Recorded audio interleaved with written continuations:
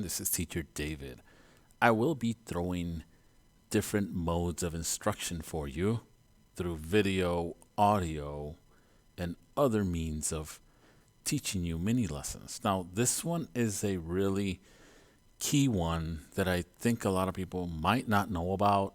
So, this is one of the main things that is confusing about English grammar.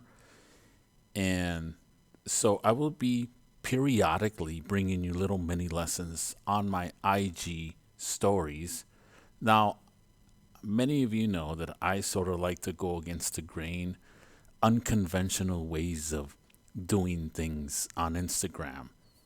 I have started doing little more videos and acting things out, but I feel that listening is really one of the biggest things you can do to improve your English. So I'm going to bring you audio, video, things like that. So this one is one that I wanted to bring you today.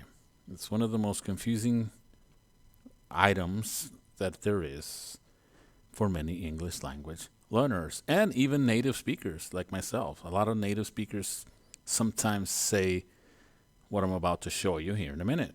So here we go. Do you say if I was or if I were? Now, the wrong thing to say in this context is if I was an elephant, I would give you a ride. That's incorrect because we use if I were in sort of an imagining situation. We imagine if I were an elephant, I would give you a ride.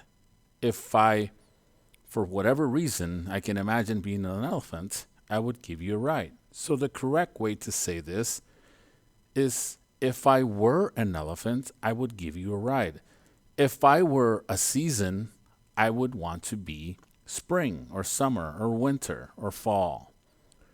It's sort of like an imagination.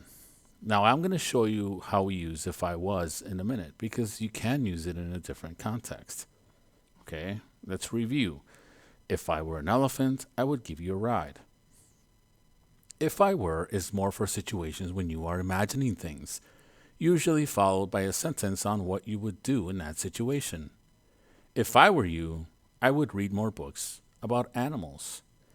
If he or she were an animal, he or she would be a parrot. Once again, we are imagining things. If he were an animal, he would be a parrot, perhaps because that person talks a lot. If I were you, I would read more books about animals. The interesting thing about that first sentence is if I were you, but you're not that person. You're just saying imagining. If I were you, I wouldn't pay that much for those shoes because they are cheaply made. If I were you, I wouldn't talk to that guy because he's mean. If I were you, I would go down there and tell the manager to give you your money back. Okay, so I hope those examples help you. Now let's talk about if I was. If I was is more for things that could have happened in the past or now. For example, if he was singing that well, he should become a singer.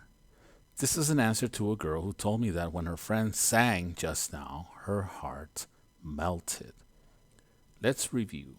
If I was is more for things that could have happened in the past or now.